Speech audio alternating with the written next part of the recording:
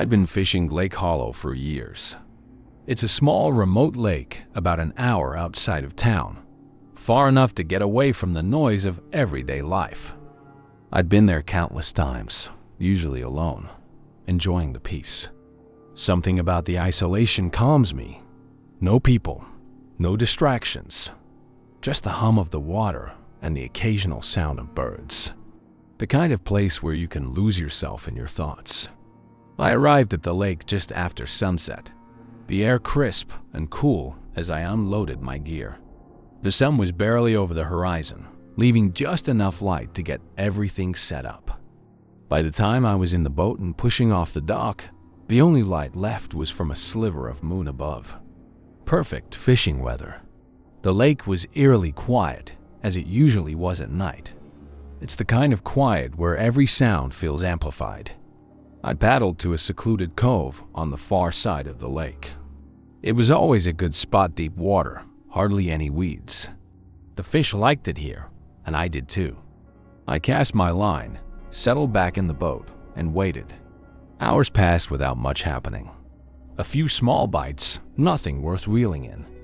I was just beginning to pack up when it happened. A splash. It was loud, unnaturally loud for this time of night. My head snapped up. I strained my eyes, trying to see through the darkness. At first, I thought it might have been a fish jumping or a log rolling in the water, but the splash was too heavy, too deliberate. I couldn't explain it, but it didn't feel right. I sat frozen for a few moments, watching the water. There was nothing out of the ordinary, just the ripples slowly fading away. Maybe it was a branch falling in from the trees, or an animal something easy to dismiss. But I couldn't shake the feeling that something was off. I turned back to my line, trying to focus, but my hands were suddenly cold. I chalked it up to nerves, or maybe just a long night. But I couldn't ignore the nagging feeling that something was watching me. I glanced over the side of the boat, but the water was dark and still, reflecting nothing but the faint moonlight. Then it happened again. A splash, louder this time, closer. It wasn't just the water moving. It felt like something was disturbing it. I grabbed my rod instinctively, but before I could reel it in, the boat rocked. Hard. I jerked upright, my heart pounding. The boat wasn't moving because of the waves. It felt like something was pushing it. My first thought was that maybe I'd hooked something big, but the line wasn't pulling. There was no tension. It was as if whatever was underneath me was trying to drag the boat. And then, it stopped. For a moment, I thought maybe I was imagining things. I'd been out here a lot. Maybe it was just the wind or a trick of the night. But then I heard it again. This time, it wasn't a splash. It was a thud like something heavy hitting the water.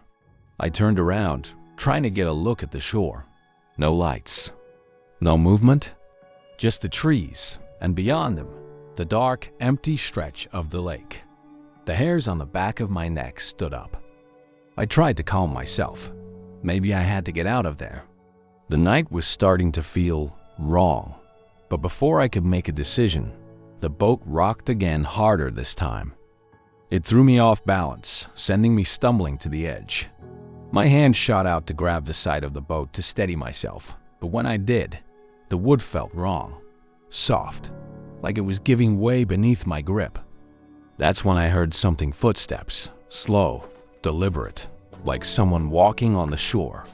I whipped my head around, expecting to see another fisherman or a hiker who'd come down to the lake at night, but there was no one.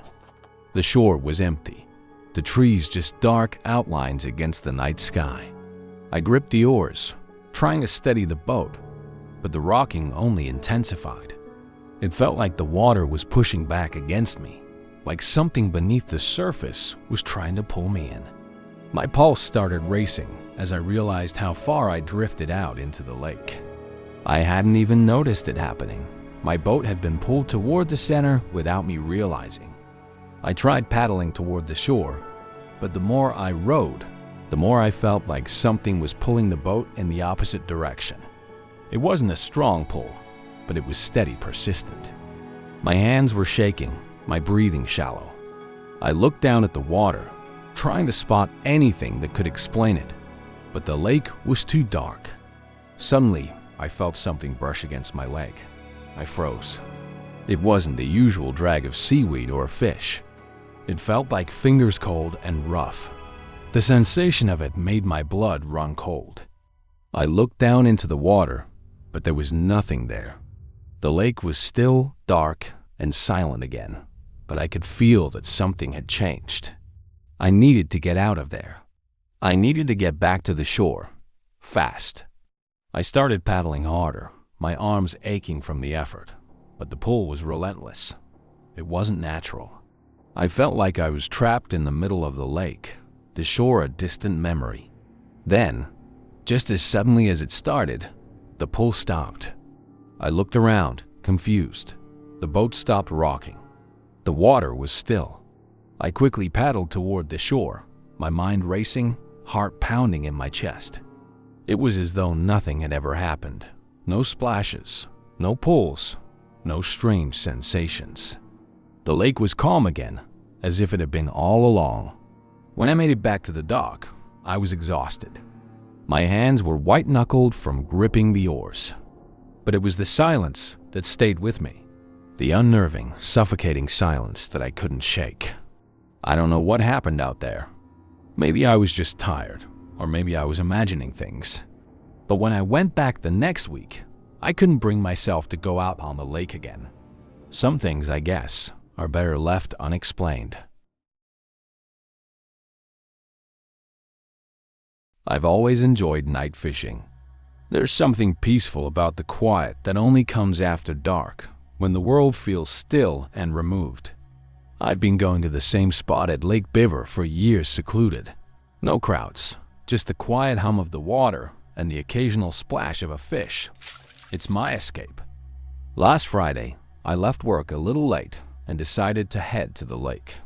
The moon was full, casting everything in an eerie glow.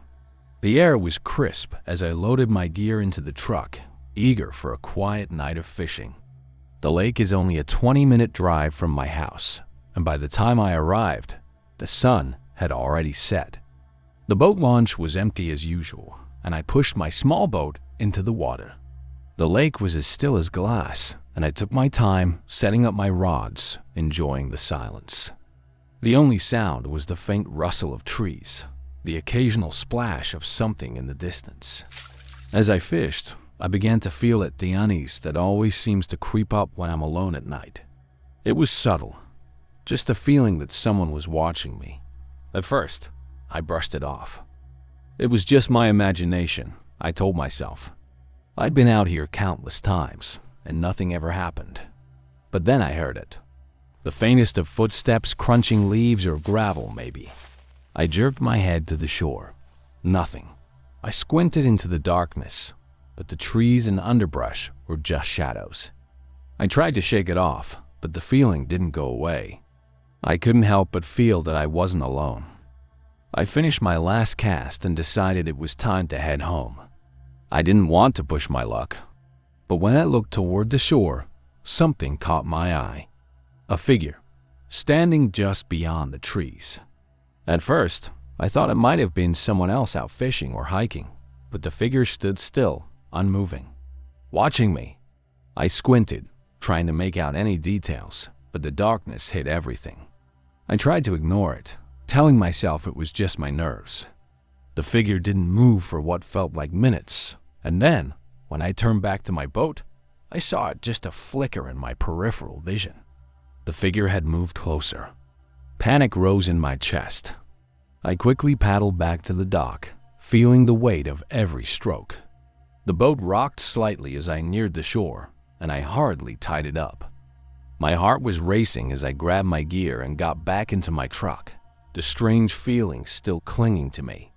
I glanced in my rearview mirror before pulling out. The figure was still there, standing at the edge of the trees, watching. I could barely make out the shape, but I knew I wasn't imagining it. I drove home as fast as I could, trying to shake the uneasy feeling that had settled in my chest. The headlights of my truck illuminated the empty road. the familiar surroundings offering no comfort. When I pulled into my driveway, I took a deep breath, telling myself it was nothing, just my mind playing tricks. But when I got out of the truck, I froze. There, just across the street, standing in the shadows by the trees, was the figure. Same posture, same stillness. He hadn't moved, hadn't followed my truck, yet somehow he was there, watching. My heart pounded in my chest as I fumbled with my keys. I didn't look away, afraid that if I did, I wouldn't see him move. I hurried inside, locking the door behind me. The silence of my house felt suffocating. I felt like I could still feel his gaze through the window. I didn't sleep that night. Every creak of the house, every gust of wind outside made my pulse spike. I kept peeking out of the blinds, expecting to see him standing there. But there was nothing. It was as though he'd disappeared. The next morning, I thought maybe it was just a bad dream. But that night, I heard it again. The unmistakable sound of footsteps outside my window, soft, deliberate. Someone was walking around my house. I tried to remain calm, hoping it was just an animal or someone else. But the noise was too human, too purposeful. I quietly moved to the window and peeked through the blinds. My heart nearly stopped when I saw him, the same man, standing by the corner of my house, looking up at the window. He didn't move when he saw me. He just stared, his eyes locked on mine. I grabbed my phone and called the police, but by the time they arrived, the man was gone. They checked the area, found nothing. The officers told me it was probably just a trespasser, someone looking for trouble, but I didn't believe it. The man didn't just disappear. He was following me. The worst part? The next day, I found a message on my door. Scratched into the wood was something sharp. I'm always watching. I haven't been back to Lake Beaver. I can't. I don't know who that man was or what he wanted, but I'm sure he's still out there, waiting for the next time I go back. And I'll never feel safe again. I've always found solace in night fishing. The world feels quieter after dark, the water more still. I've been going to the same local lake for years deep into the night, long after the others have left. There's something about being alone in the dark, with nothing but the sound of the water and the distant rustling of trees. But this night was different. I arrived at the lake around 10 o'clock in the evening as usual. The place was deserted, just like I expected. I liked it that way.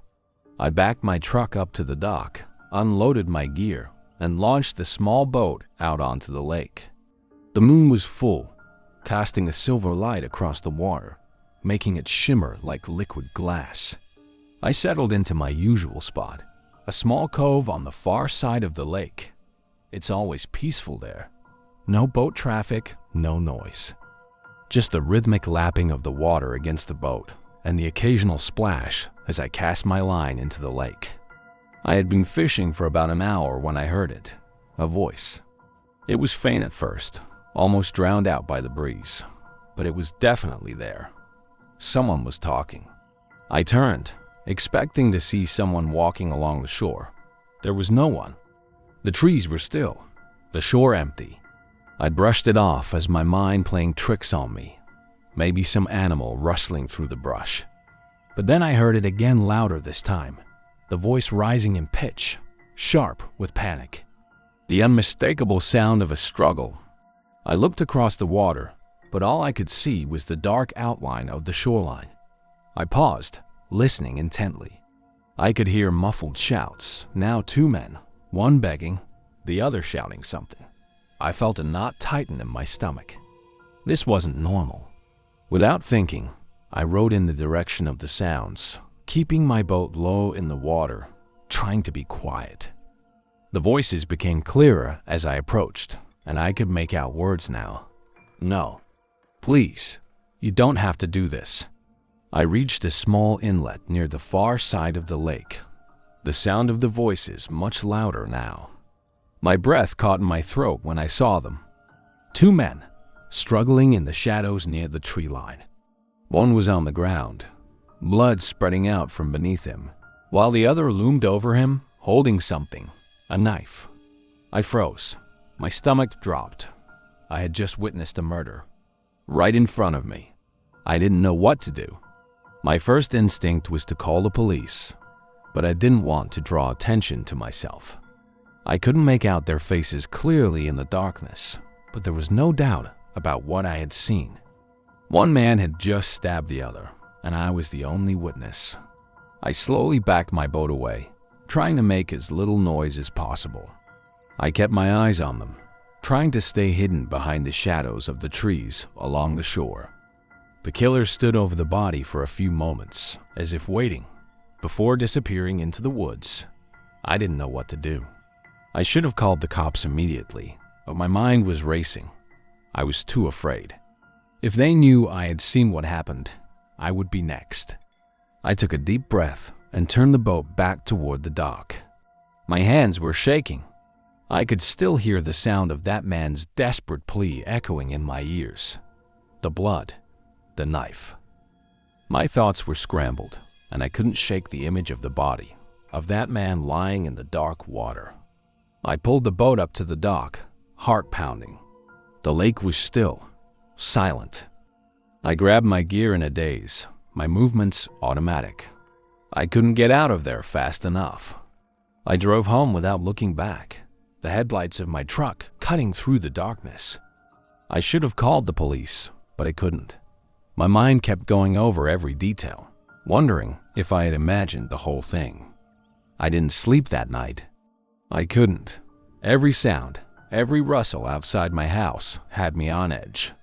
I kept thinking about the killer, wondering if he knew I was out there. What if he had seen me watching? What if he came after me next? The next day, I woke up exhausted but determined to move on.